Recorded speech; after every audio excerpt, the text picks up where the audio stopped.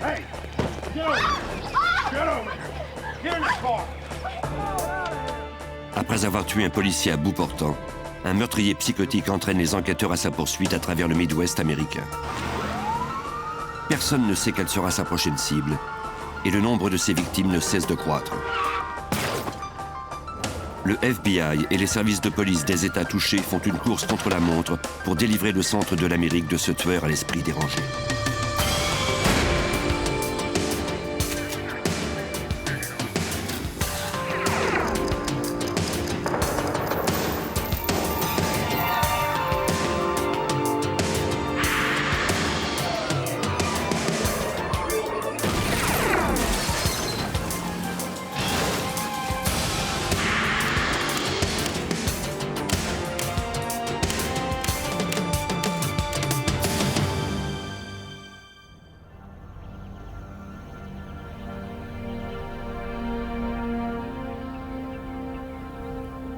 En l'Indiana, à 8 h du matin, le 22 septembre 1986, un agent de probation se rendait chez un ex-prisonnier en liberté conditionnelle dans un quartier pauvre en banlieue d'Indianapolis.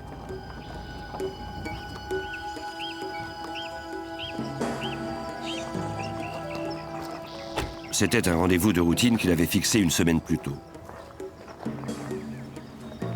L'agent de probation Thomas Gall devait obtenir un échantillon d'urine de l'ex-prisonnier pour s'assurer qu'il n'avait pas consommé de drogue.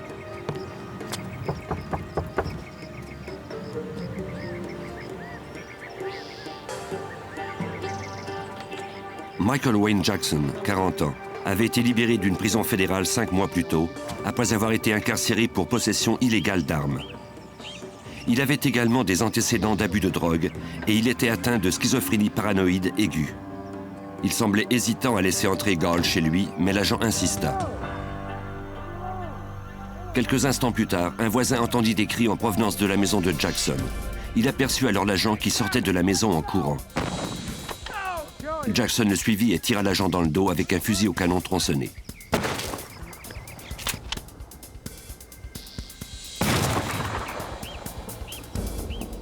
Il tira le dernier coup à bout portant. Le voisin appela la police tout en continuant de surveiller Jackson pour voir ce qu'il ferait ensuite. Il déclara à la téléphoniste du service d'urgence que l'ex-prisonnier était sorti de nouveau de chez lui, toujours armé de son fusil. Mais cette fois, il portait un imperméable noir et se dirigeait vers son pick-up vert. Des policiers d'Indianapolis se ruèrent chez le meurtrier avant qu'il n'aille trop loin.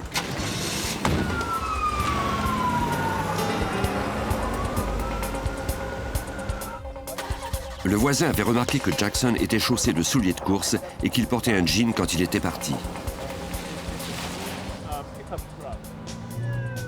Jackson eut le temps de prendre la fuite avant que la police n'arrive.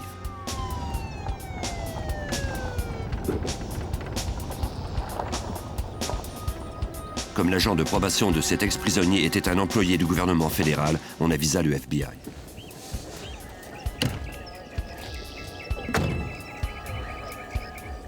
Thomas Gall, 39 ans, avait été tué d'un coup de feu à la tête. L'agent spécial Jack Osborne du bureau d'Indianapolis fut assigné à cette affaire.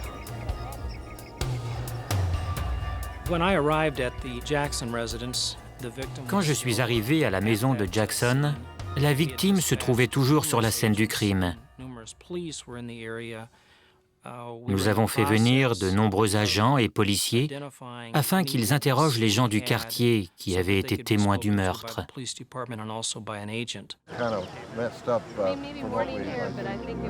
Le voisin qui avait appelé le service d'urgence déclara que le comportement de Jackson était devenu de plus en plus étrange ces derniers temps. Il l'avait vu à plusieurs reprises devant chez lui se parler à lui-même à voix haute et de façon agitée. Les agents appelèrent le bureau de probation afin d'en savoir un peu plus sur le passé de Jackson. Au cours de son incarcération l'année précédente, on avait diagnostiqué qu'il souffrait de schizophrénie paranoïde et qu'il était de caractère antisocial. Il devait entrer régulièrement en contact avec le service de santé mentale d'Indianapolis et recevoir ses médicaments tous les mois pour cette maladie. Les agents craignaient qu'il n'ait interrompu son traitement. Des experts en scène de crime notèrent l'emplacement de 3 douilles de fusil de calibre 12 près du corps de l'agent de probation. Thomas Gall avait reçu 3 projectiles et le dernier d'entre eux lui avait été fatal. Cet ancien combattant du Vietnam occupait cet emploi depuis 11 ans. Il était le premier agent de probation fédérale à être tué dans l'exercice de ses fonctions. Thomas Gall laissait derrière lui une jeune famille et de nombreux amis. Je connaissais très bien Tom. Je connaissais sa famille aussi, sa femme et ses 2 enfants. Il avait été Marine et avait passé 1 an au Vietnam. Nous en avions parlé un peu. C'était un homme charmant, compétent, et il prenait son job à cœur. C'était difficile de travailler sur cette affaire sans que les liens qui nous unissaient ne viennent interférer dans ma façon de la gérer. Selon les policiers qui fouillèrent la maison de Jackson, l'endroit était insalubre. Parmi les rebuts éparpillés sur le sol de sa maison, ils trouvèrent la chemise que Jackson portait au moment où il avait fait feu sur l'agent et qu'il avait ensuite enlevée. Elle était toute éclaboussée de sang. Des déchets et des déjections d'animaux jonchaient le sol de la maison. Il n'y avait ni électricité ni eau courante.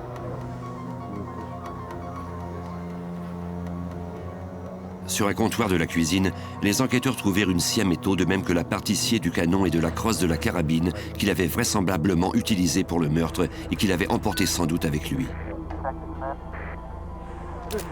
Pendant que les techniciens fouillaient la maison, un bulletin d'alerte leur parvint sur la radio policière. À seulement 8 km de là, des témoins avaient assisté à un autre homicide. 20 minutes après le meurtre de l'agent de probation, un 2e homme avait été tué d'un coup de fusil dans une épicerie et un 3e homme avait été kidnappé.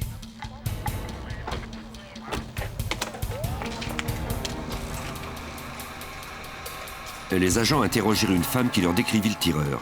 Il avait des cheveux en bataille, il portait une barbe et il était vêtu d'un imperméable de couleur sombre. La femme ajouta que le meurtrier était déguisé de façon bizarre. Les témoins de l'épicerie nous ont appris que le suspect était entré dans l'établissement avec un fusil en main. Son visage était barbouillé. On aurait dit qu'il s'était mis de la graisse et de la peinture en atomiseur. Il en avait aussi sur les cheveux et la barbe, ce qui lui donnait une allure plutôt étrange. Les agents étaient convaincus qu'il s'agissait de Jackson. La femme déclara qu'à 8h20, un homme armé et dont le visage était recouvert de peinture avait fait irruption dans le commerce et demandé de l'argent.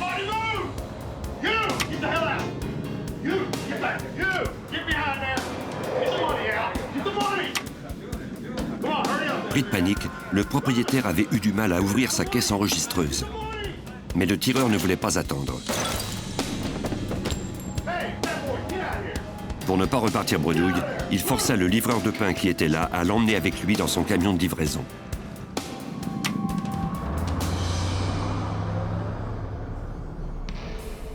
La femme n'avait pas vu dans quelle direction il était parti. Les enquêteurs firent ajouter ces nouvelles informations au bulletin destiné aux unités de patrouille. Des experts en scène de crime trouvèrent une douille de calibre 12 près de la caisse enregistreuse, soit le même calibre et la même marque que celle de la première scène de crime.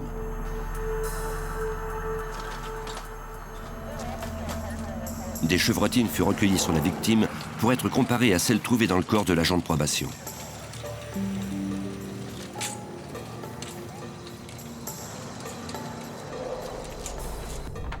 20 minutes plus tard, les agents reçurent un appel du livreur de pain. Jackson l'avait laissé à l'aéroport sans lui faire de mal. Mais l'homme déclara que le fugitif était encore armé et toujours en cavale. À la pointe de son fusil, Jackson s'est emparé d'un autre véhicule à l'aéroport. Puis, il a pris l'autoroute, toujours en Indiana, et s'est arrêté à une station-service Sunoco où il a pris de l'essence pour $10,50. Il est parti sans payer à bord de ce véhicule dont on nous a fourni la description. Une femme se trouvait alors avec lui.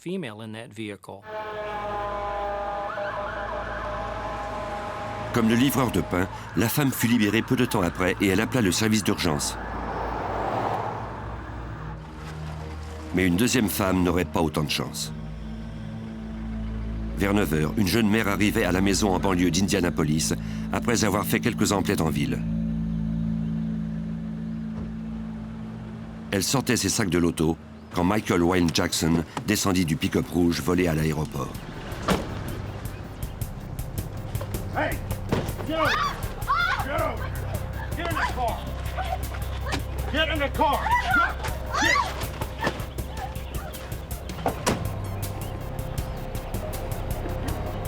C'était le troisième otage de Jackson en moins de 60 minutes. Jackson la garda captive pendant plus d'1 heure en conduisant, le fusil sur les genoux.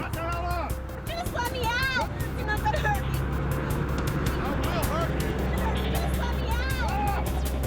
You're not gonna hurt me! Elle le supplia de la laisser partir, mais il refusa. Shut your face! Il était impossible de faire entendre raison à ce forcené.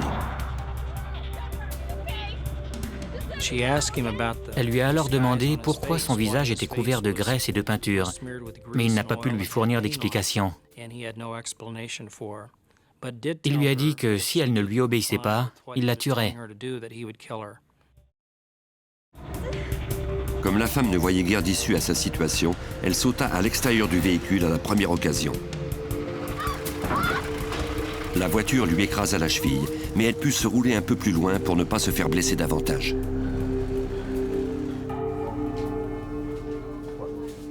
Cette jeune mère d'un enfant fut soignée dans un hôpital du quartier où elle raconta sa mésaventure.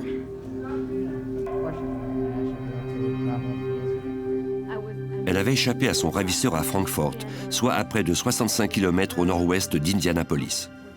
Une fois encore, les policiers durent modifier le bulletin transmis aux unités de patrouille.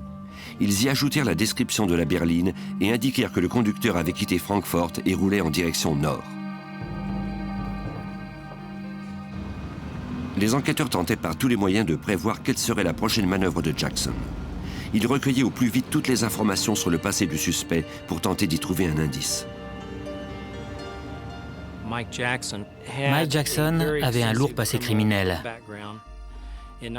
En 1985, à Indianapolis, il avait été arrêté par une juridiction fédérale et accusé d'avoir eu dans son véhicule des bombes de fabrication artisanale, de même qu'une carabine qu'il s'était plus ou moins fabriquée.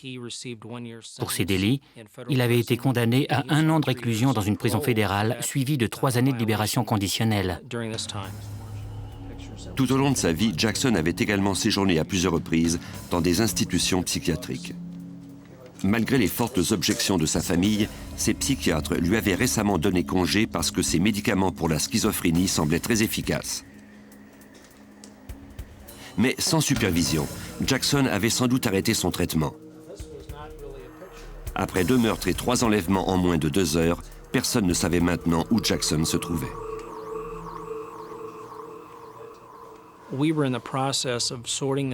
On triait toutes les informations. On tenait les services d'urgence du secteur, ceux du reste de l'Indiana et des autres juridictions au courant pour tenter de trouver où Jackson se trouvait. Mais les autorités n'eurent pas le temps de parer le coup. À 10h15, Jackson décida de changer de voiture à nouveau. Il fit irruption dans la maison d'une femme et de son enfant, toujours à Frankfort.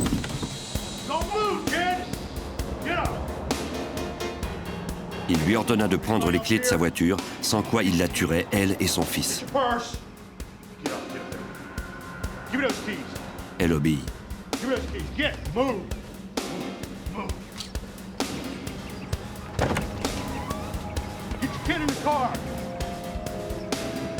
En moins de 2 heures, Jackson avait enlevé pas moins de 5 personnes. Le meurtrier devenait de plus en plus audacieux et agressif.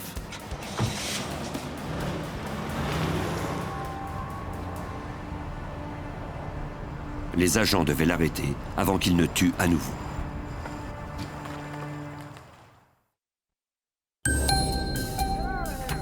Le 22 septembre 1986, à 10h30, Michael Wayne Jackson, 40 ans, avait abattu son agent de probation ainsi que le propriétaire d'une épicerie avant d'enlever 5 autres personnes à bord de leur voiture, tout ça en moins de 2h30. Le FBI et la police de l'Indiana croyaient que le meurtrier se dirigeait vers le nord depuis Indianapolis, mais on ignorait à quel endroit exact il se trouvait et vers quelle ville il se dirigeait. Pour les enquêteurs, Jackson, armé d'un fusil au canon tronçonné et le visage peint argent, était sans doute en crise psychotique après avoir cessé de prendre ses médicaments.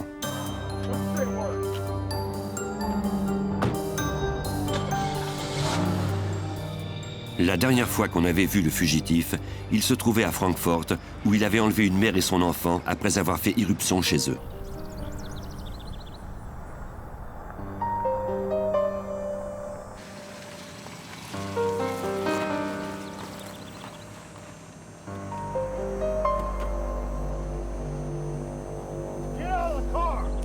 Il était impossible de savoir ce qu'il ferait ensuite.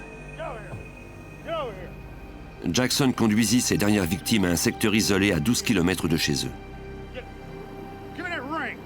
Il les obligea à descendre de voiture avant de voler l'alliance de la femme.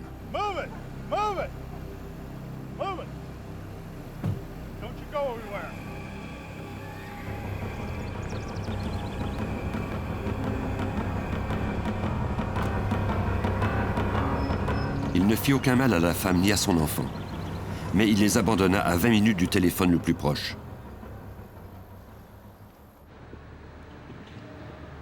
Dès qu'elle le put, la femme appela pour signaler l'enlèvement et dire où le meurtrier les avait laissés.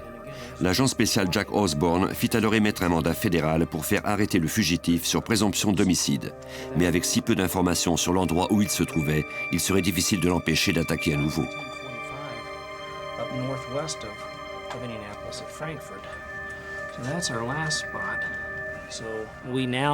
Nous savions alors que Jackson quittait le secteur de Frankfort, mais nous n'avions pas la moindre idée de l'endroit où il se dirigeait, de la façon dont il s'y rendrait, de la route qu'il emprunterait, et encore moins s'il enlèverait encore quelqu'un dans les prochaines heures.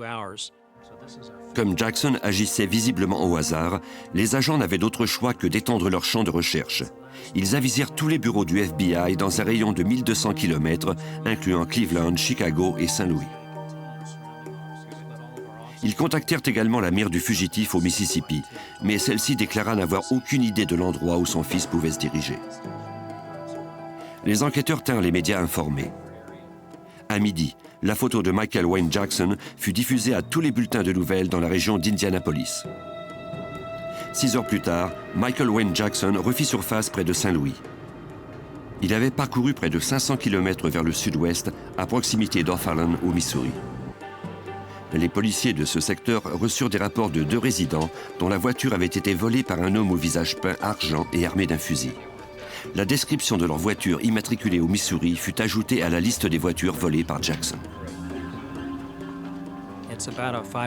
Il faut compter environ 5 heures de route d'Indianapolis à Saint-Louis. Au début de la soirée du 22 septembre, les services de police des comtés et de l'État du Missouri ont reçu nos communiqués et nous ont contactés pour nous dire qu'ils croyaient que Jackson se trouvait dans leur secteur. Quelqu'un qui correspondait à sa description avait tenté d'enlever des gens et il avait volé une voiture. Plus tard ce jour-là, sur une route rurale, un 3e habitant d'O'Fallon qui rentrait chez lui après sa journée de travail vit le suspect au volant de la voiture de sa femme. L'homme ignorait que Jackson avait tué 2 personnes plus tôt le même jour.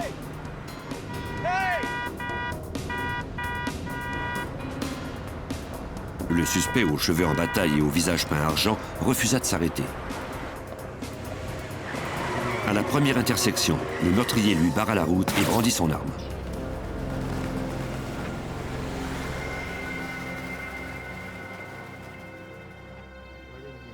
À 19h, l'homme appela la police pour signaler qu'un forcené avait tiré un coup de feu sur sa voiture.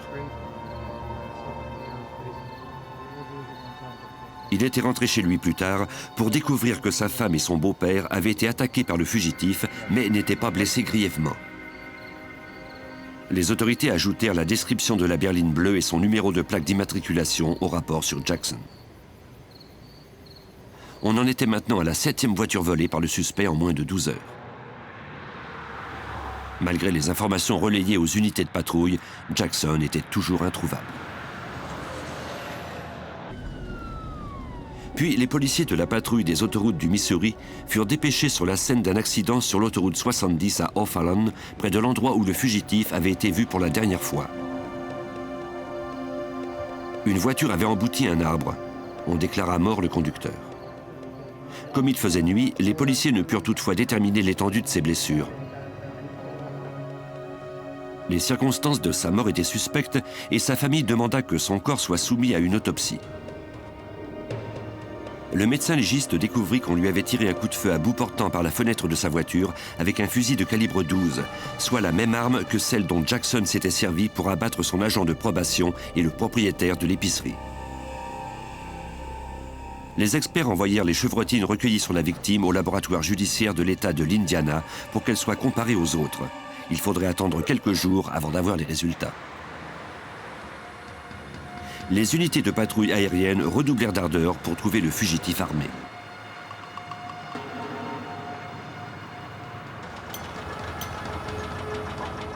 Vers 19h30, à 16 km de là, une berline noire immatriculée au Texas arriva à une station-service de Wentzville au Missouri. Jackson avait enlevé cette 8e voiture et pris son conducteur en otage. Le commis de la station-service ignorait que l'homme au visage peint argent était recherché. Mais lorsque le fugitif lui paya les $10 d'essence qu'il devait, le commis remarqua qu'il avait un fusil sur les genoux et que ses mains étaient maculées de sang. Il alerta immédiatement les autorités qui, une fois encore, mirent à jour les informations relayées aux unités de patrouille. Cette fois-ci, le bulletin incluait la description de la berline noire immatriculée au Texas. La police de Wright City au Missouri ratissait toutes les routes de l'État.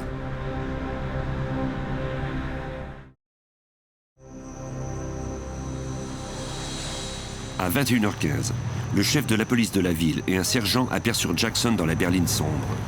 Celui-ci ne semblait pas savoir quoi faire. Le chef demanda alors des renforts par radio. Malheureusement, ils n'arrivèrent pas à temps.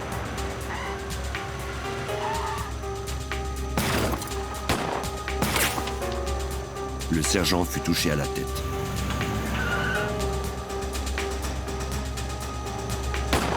Jackson prit alors la fuite. Comme la blessure du sergent semblait mineure, le chef décida de le laisser aux soins d'un témoin et de poursuivre le fugitif. Mais le chef ne parvint pas à le rattraper.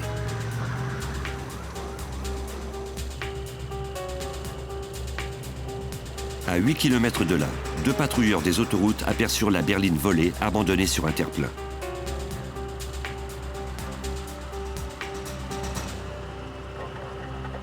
Il n'y avait personne à l'intérieur, mais la clé était toujours dans le contact. C'est alors que les agents entendirent des bruits en provenance du coffre.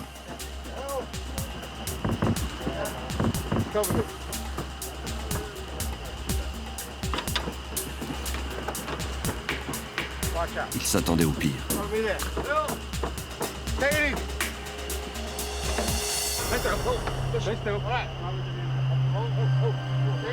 Ils ne trouvèrent toutefois que le propriétaire de la voiture.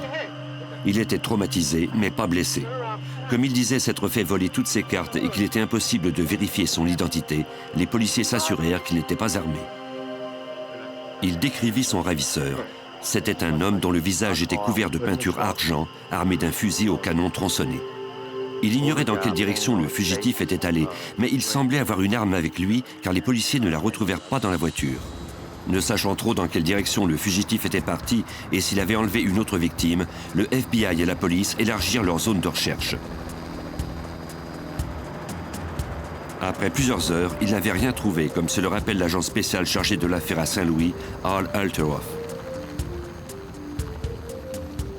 Le soir où Michael Wayne Jackson a abandonné ce véhicule, on a ratissé l'autoroute, direction sud, et le lendemain matin, direction nord.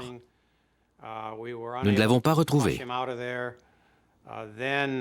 Ensuite, quand j'ai compris que les recherches seraient plus longues que ce que j'avais prévu initialement, j'ai demandé qu'on m'envoie davantage d'agents du FBI. Des agents des autorités fédérales et de l'État examinèrent le dernier véhicule volé par Jackson. Ils remarquèrent que la portière du côté du conducteur avait été perforée lors de l'échange de coups de feu avec la police. Comme on ne retrouva pas de projectile à l'intérieur, on en déduisit que Jackson avait peut-être été touché aux côtes. Le fait qu'il ait abandonné le véhicule à peine quelques instants plus tard pouvait expliquer qu'il n'y ait pas de sang sur le siège. Nous avons émis l'hypothèse qu'il avait peut-être été blessé et qu'il était allé au bord de l'autoroute, en direction sud, se reposer un peu. Il avait peut-être ensuite été incapable de se relever à cause de cette blessure, ou alors il était mort. Les autorités érigèrent un périmètre de sécurité d'un rayon de 8 km autour de Wright City. Les 1200 habitants se réveillèrent le matin pour trouver leur ville remplie de policiers à la recherche d'un meurtrier armé et à l'esprit dérangé. Comme il n'y avait jamais eu d'homicide à Wright City, où les activités criminelles étaient plutôt rares, ils étaient terrorisés. Beaucoup d'entre eux verrouillèrent leurs portes pour la première fois et interdirent à leurs enfants d'aller à l'école ce jour-là.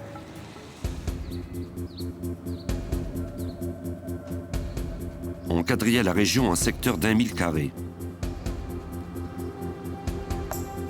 Des équipes de recherche constituées de chiens renifleurs, de membres de l'unité SWAT, d'agents du FBI et des policiers de l'État se mirent au travail.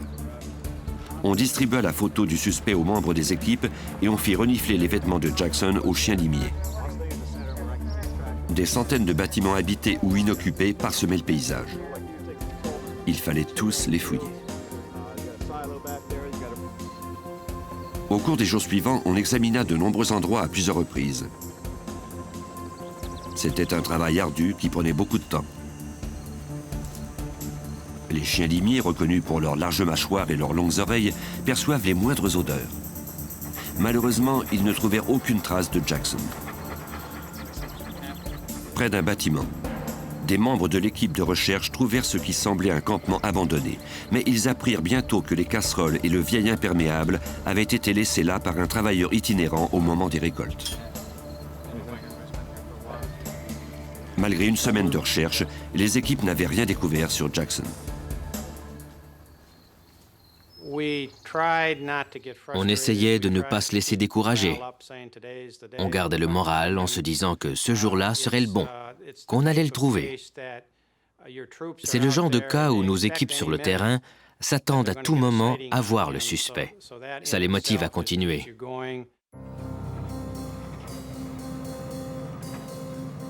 De leur côté, les médias informaient le public pendant que le FBI et la patrouille d'État arrêtaient toutes les voitures qui empruntaient le segment d'une quarantaine de kilomètres de l'autoroute d'un côté et de l'autre de Wright City.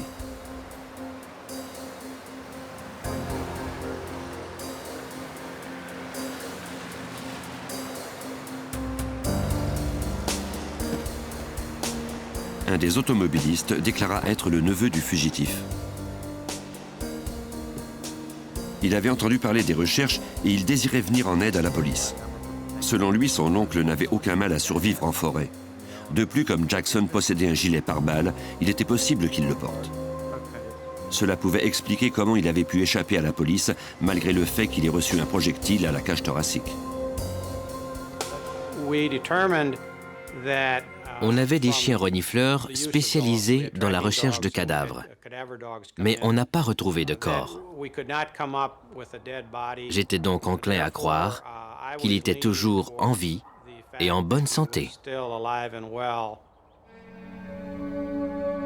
Les fermiers de la région vaquaient à leurs occupations quotidiennes, tout en demeurant vigilants. Une semaine après le début des recherches, une femme aperçut le fugitif, barbu, vêtu d'un imperméable noir, un fusil à la main. Elle s'empressa de le signaler aux autorités, mais les policiers arrivèrent trop tard. 7 jours après le départ précipité de sa maison d'Indiana, le fugitif meurtrier était toujours en cavale. Les agents du FBI devaient absolument le retrouver avant qu'il ne fasse une autre victime. Le Le 28 septembre 1986, une semaine s'était écoulée depuis le début de la poursuite de Michael Wayne Jackson, un fugitif armé, recherché après avoir commis plus d'un meurtre, en plus d'avoir volé maintes voitures et blessé un policier. Le criminel de 41 ans avait été vu pour la dernière fois à pied dans le secteur rural de Wright City, au Missouri. Malgré des recherches intensives, le FBI et la police locale n'avaient trouvé aucune trace du meurtrier. Les agents du FBI croyaient que Jackson avait peut-être volé une autre voiture pour échapper à ses poursuivants. À court d'idées, ils se tournèrent vers Ron Walker, spécialiste de sciences comportementales au FBI.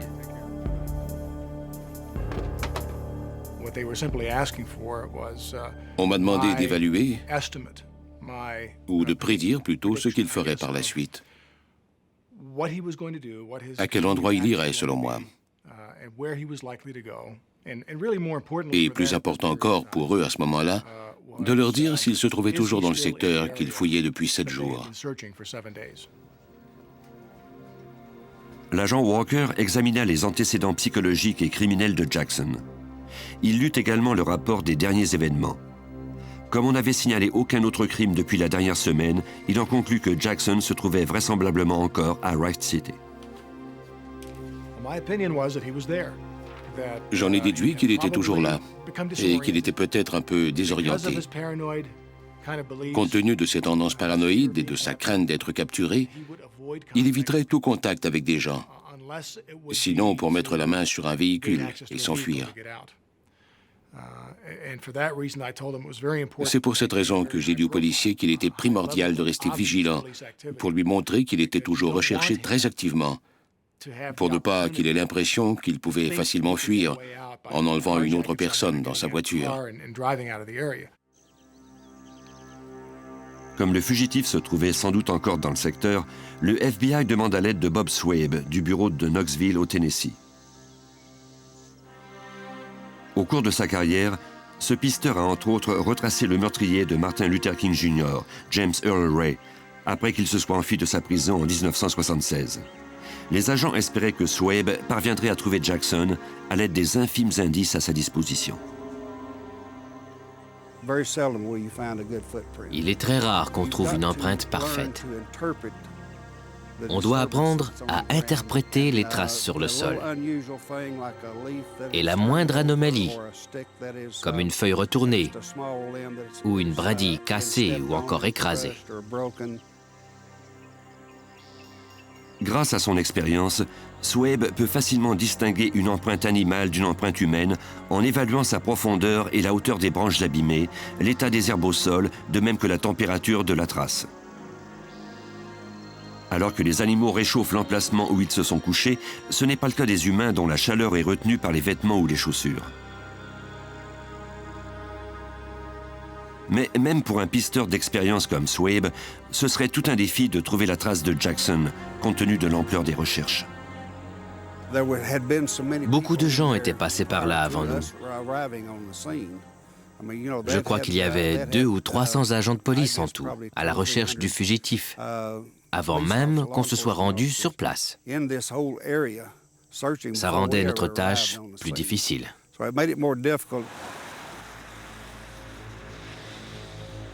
Puis, le 29 septembre 1986, un habitant de Wright City confirma ce que le psychologue avait soupçonné. Quelqu'un était entré par effraction dans sa maison d'invités. Rien n'avait été volé, mais il avait trouvé un miroir brisé, des rasoirs jetables utilisés et une boîte de soupe en conserve ouverte. Dans le lavabo de la salle de bain, les experts trouvèrent des poils tachetés de peinture argent. Il semblait bien que Jackson avait encore modifié son apparence. Après 9 jours de recherche, les agents craignaient que le fugitif n'ait échappé aux policiers en affichant une nouvelle apparence. L'agent spécial Jack Osborne prit les mesures nécessaires pour en informer le public. Le 1er octobre, on a mis le nom de Jackson sur la liste des 10 hommes les plus recherchés par le FBI pour que l'information soit diffusée à l'échelle nationale. Les recherches pour le retrouver à Saint-Louis et Wright City ont continué encore pendant plusieurs jours. Des gens avaient signalé sa présence, mais nous ne savions pas exactement où il se trouvait. Nous pensions que cette publicité additionnelle, le présentant comme un fugitif très dangereux, nous aiderait à le retrouver s'il avait quitté le secteur.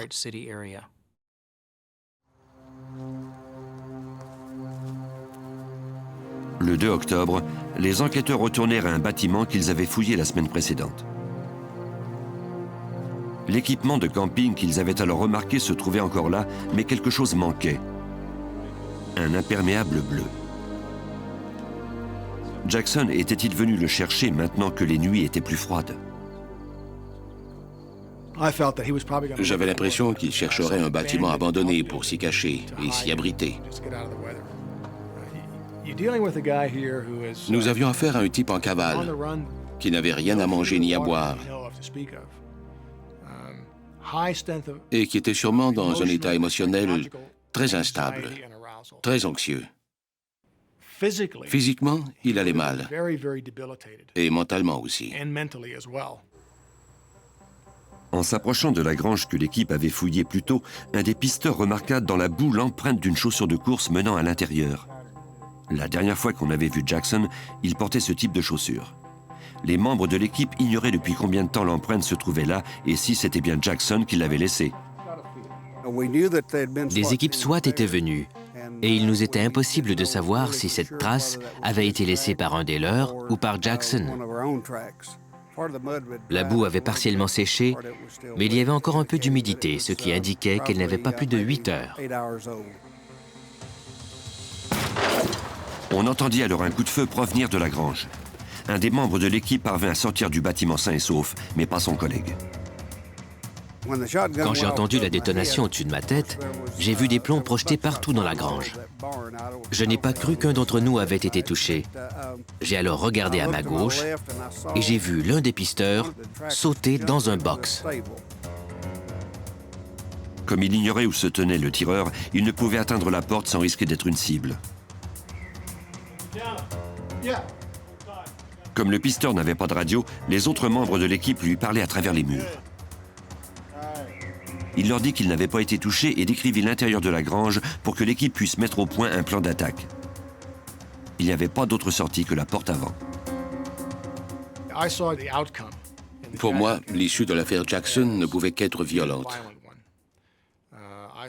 Je me disais qu'il allait se barricader, qu'il y aurait une fusillade au cours de laquelle il se ferait éventuellement tuer par un policier, ou encore qu'il se jetterait sous le feu de nos hommes pour se suicider. J'étais absolument sûr que cette affaire ne se résoudrait pas sans violence. Le pisteur attendait les secours de l'équipe. Il était prisonnier dans la grange, un forcené armé juché quelque part au-dessus de lui. Le 2 octobre 1986, le FBI et la police d'État du Missouri avaient encerclé une grange de Wright City où un pisteur était retenu prisonnier par un fugitif caché dans le fenil. Le fugitif était vraisemblablement Michael Wayne Jackson.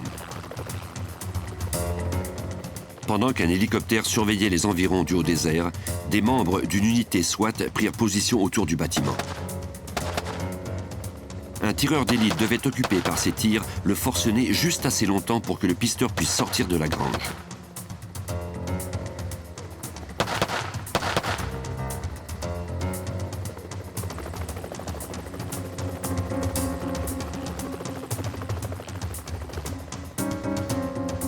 La tactique porta fruit.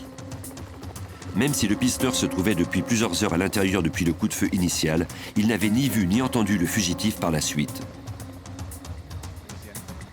L'agent spécial en chef, Al Elteroff, devait maintenant prendre d'importantes décisions. Nous ne voulions pas envoyer nos hommes à l'intérieur si Jackson avait prévu les prendre en embuscade. Il pouvait n'avoir tiré que pour nous attirer à l'intérieur et nous y attendre, toujours bien en vie, avec tout ce qu'il lui fallait de munitions. On ne savait pas à quoi s'attendre. Le propriétaire de la grange fit un croquis détaillé de l'intérieur du bâtiment. Il y avait un espace pour le tracteur, des stalles et, juste au-dessus, le fenil où se trouvait une lucarne. Il n'y avait aucune autre issue ni aucune trappe par laquelle le suspect pouvait sortir.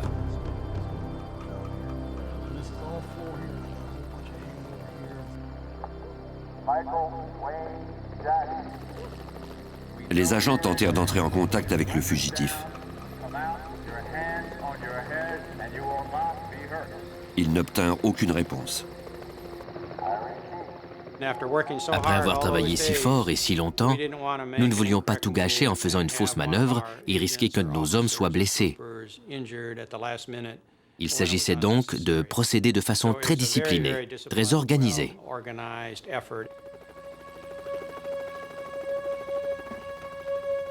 L'agent spécial chargé de l'affaire espérait faire sortir le fugitif en envoyant du gaz lacrymogène dans la grange.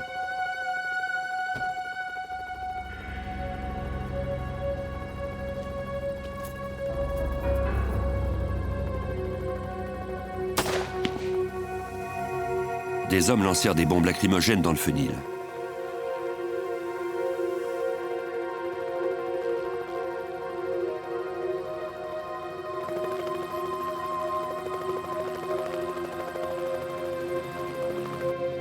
Il n'y eut aucune réaction.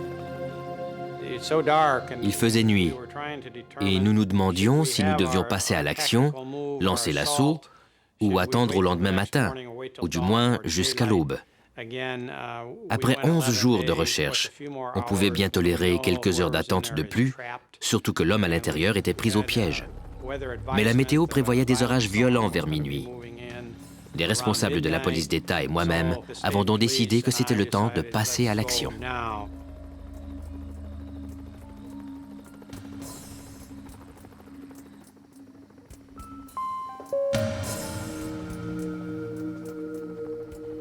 Équipés de lunettes de vision nocturne, des membres de l'unité SWAT se faufilèrent dans l'ombre.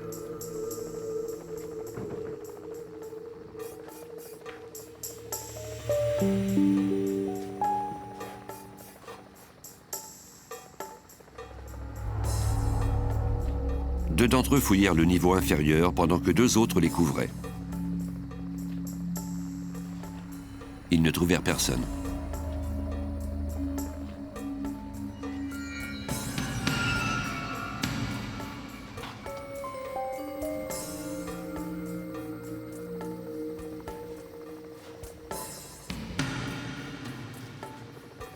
Il était impossible de savoir si le fugitif les attendait, silencieux, ou même s'il était encore là.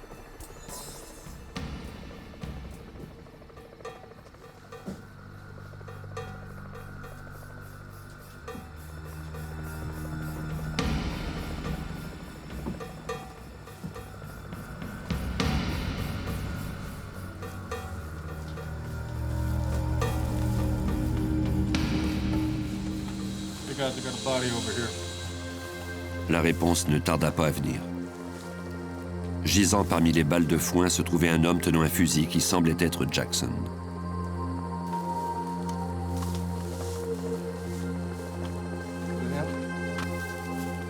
Il était mort, tué d'un seul coup de feu qu'il s'était tiré à la tête quelques heures plus tôt. Les agents devaient maintenant vérifier s'il s'agissait bien du fugitif. J'ai dit, prenez ces empreintes. Un expert du FBI se trouvait sur les lieux et il avait déjà les empreintes de Michael Wayne Jackson avec lui. Il a pris les empreintes de l'homme. Nous avons attendu qu'il ait complété son analyse, puis il nous a dit, c'est lui, c'est Michael Wayne Jackson. Nous étions tous très soulagés. Le meurtrier ne portait aucun gilet pare-balles, mais comme le psychologue du FBI l'avait prédit, Michael Wayne Jackson avait choisi de se donner la mort plutôt que de se rendre. 11 jours après qu'il ait tué son agent de probation et commencé sa cavale, la ville de Wright City au Missouri put se sentir à nouveau en sécurité. L'affaire aurait pu mal se terminer, selon le sergent Don Bizelli de la patrouille du Missouri. J'étais soulagé pour les habitants, soulagé de savoir que plus personne ne serait blessé. C'était ma principale préoccupation. Plus personne dans la population n'aurait à s'inquiéter de Michael Wayne Jackson. Depuis la mort de Thomas Gall, les agents de probation ont maintenant le choix de porter des armes de poing. L'agent spécial Jack Osborne était proche de Gall et de sa famille, et il souffre toujours de cette perte. En tant que représentant de la loi, je crois qu'on meurt un peu lorsque quelqu'un qui nous est cher souffre. Tom était proche de moi, c'était un ami. Et non seulement mon ami, mais aussi celui de tous les agents de notre bureau. Nous le connaissions bien et travaillions souvent en étroite collaboration avec lui, ainsi qu'avec le bureau de probation. Pour rendre hommage à Thomas Gall, cet homme qui a donné sa vie dans l'exercice de ses fonctions, le bureau de probation d'Indianapolis porte maintenant son nom. Ainsi, ses amis et collègues ont pu exprimer de façon officielle leur profond respect et leur affection pour cet homme exemplaire.